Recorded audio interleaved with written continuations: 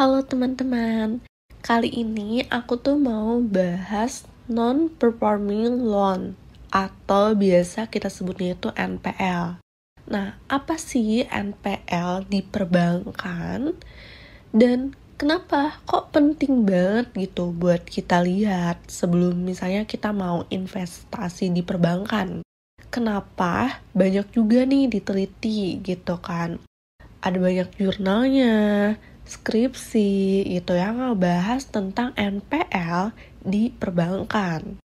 Nah, selain itu juga aku bakalan share cara ngitung NPL yang secara langsung kita praktek ke laporan keuangan bank konvensional TBK ya. Jadi di sini aku bakalan langsung prakteknya ke Bank BRI. NPL tuh semacam indikator ya teman-teman, untuk kita tuh ngecek banknya itu sehat nggak gitu kan. Nah, tapi kalau misalnya perbankan syariah, namanya itu beda lagi. Namanya NPF atau Non-Performing Financing. Nanti mungkin kita bakalan bahas di next video ya teman-teman, tapi intinya ya sama aja gitu kan. Nah, NPL ini juga identiknya itu sama kredit macet. Jadi, kondisinya debitur itu gagal gitu ngelakuin pembayaran atau pelunasan pinjaman sesuai kesepakatan sebelumnya.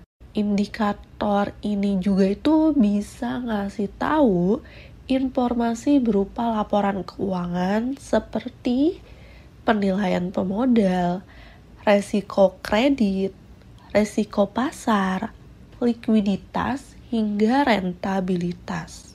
Nah, Bank Indonesia tuh udah netapin nih batas NPL bank atau kredit macet itu tuh hanya di sekitar 5%. Jadi, hati-hati kalau NPL-nya itu di atas 5%.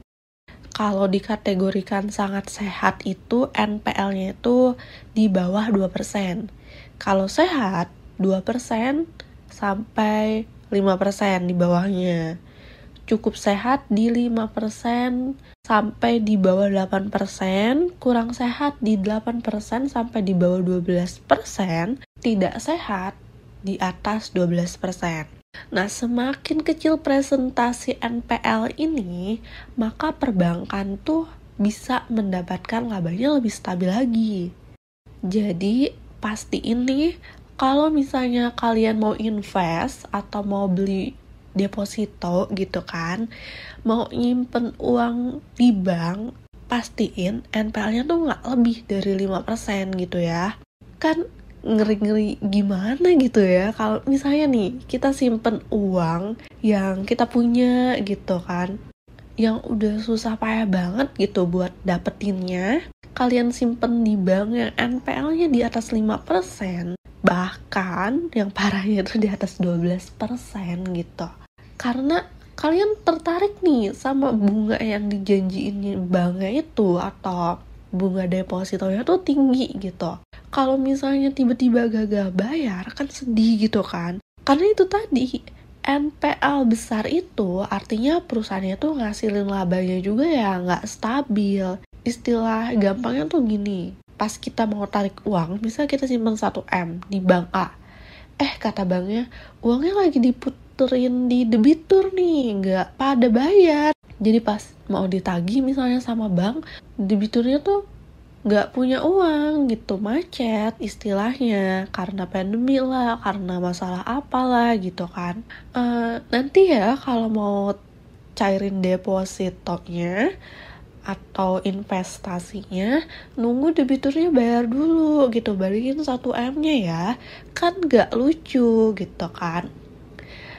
Yang dimana ya kita butuh uang itu, kita pengen ngambil uang kita, tapi ya uangnya itu tadi macet gitu di debiturnya. Karena kan bank puterin lagi kan dalam bentuk kredit. Nah, oke, jadi langsung aja kita praktek nih buat ngitung NPL ini kayak gimana sih. Kita lihat nih, pertamanya aku download laporan keuangan di Bank BRI. Nah, di sini Pertama, abis kita download, kita lihat di bagian aset, di sana kan kita masuk di kas ya, di laporan keuangan, terus kita ke bawah, ada kredit yang diberikan. Nah, ada catatannya, ada di 2C, 2D, 2E, 2J, 11, 14. Itu tuh buat menceritakan gitu, kredit-kreditnya itu ya seperti apa, ada apa aja. Bisa mungkin detailnya kalian cek satu-satu. Cuman buat menghitung NPL-nya itu sendiri, kita perlu di poin 11-nya. Di sana ada kredit yang diberikan. Nah, ada berdasarkan kolektibilitasnya, ada di bawahnya tuh, udah aku merahin, kurang lancar, diragukan, macet, sama total.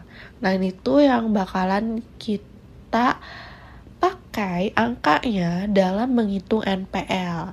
Nah, jadi teman-teman, di dalam laporan keuangan perbankan, NPL itu dibagi dua. Yang pertama itu NPL gross, yang kedua itu NPL net. Nah, bedanya cuma di sini aja ya, teman-teman. Jadi kalau NPL gross itu membandingkan kredit kategori kurang lancar, diragukan, dan macet, dijumlahkan semuanya dengan total kreditnya.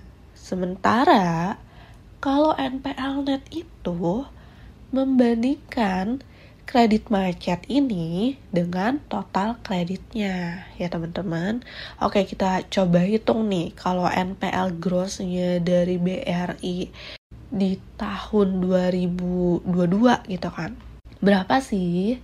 Nah, pertama kita lihat nih ya teman-teman. Kurang lancarnya 2.350.338 ditambah diragukan 3.371.555 rupiah, ditambah juga dengan macet 14.916.272 dibagi totalnya itu 985.091.427 rupiah. Hasilnya itu 0,0209 atau dipersenin itu ya sekitar 2,09% gitu. Itu NPL grossnya BRI tahun 2022. Kalau NPL netnya ini tinggal yang macetnya aja yang 14.916.272 dibagi dengan totalnya 985.091.427 sama dengan 0,015 atau 1,51%. Nah, setelah kita hitung di langkah 1 itu, NPL Bank BRI tahun 2022 di bawah 5%, betul kan? Artinya, banknya itu sehat atau mampu gitu dalam ngejaga rasio NPL yang di bawah 5%. Bahkan kalau neto BRI itu ya hanya 1,51%. Artinya semakin kecil rasio NPL, semakin rendah risiko kredit banknya.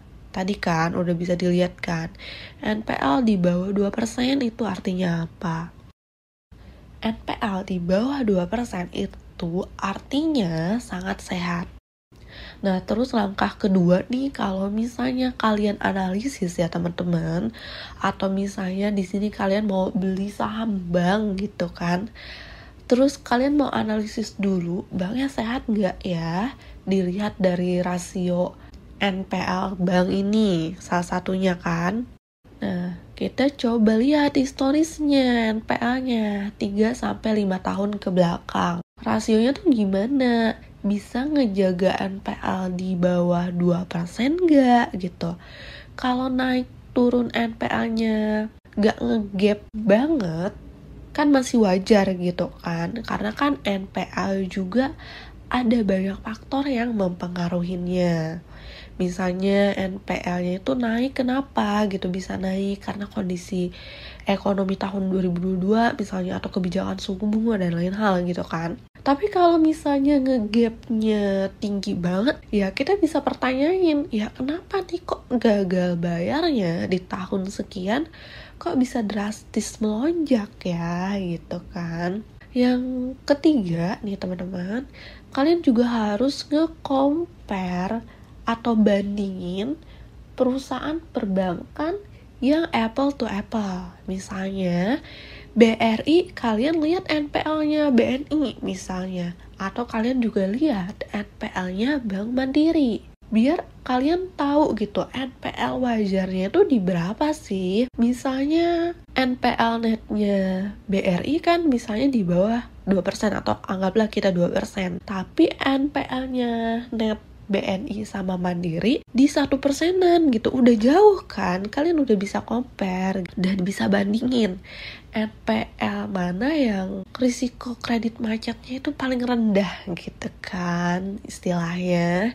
Jadi intinya itu ya teman-teman, rasio NPL itu rasio keuangan yang penting nih teman-teman, underline ya kata penting, buat mastiin aktivitas penyaluran kredit bank itu dilakukan tepat nggak nih gitu, berlebihan nggak, karena kan berpengaruh juga nanti buat rasio-rasio lain gitu kan. Misalnya karena NPL-nya banyak yang macet, ngaruh ke dia dalam menghasilkan laba gitu, nggak stabil ya teman-teman. Jadi rasio NPL itu mencerminkan banget kesehatan sebuah perbankan. Nah, mungkin sekian yang aku bisa share di video kali ini. Aku juga mohon maaf banget karena nge-record pas aku lagi bindeng gitu. Jadi suaranya mungkin agak kurang jelas. Dan semoga video yang disampaikannya bisa nambah wawasan kalian. Dan kalau misalnya next video aku mau ngebahas apa, kalian bisa komen aja gitu atau DM aku gitu kan. Kalau ada yang kurang jelas juga bisa ditanyakan di komentar di bawah. Mungkin cukup sekian. Terima kasih teman-teman. See you next time.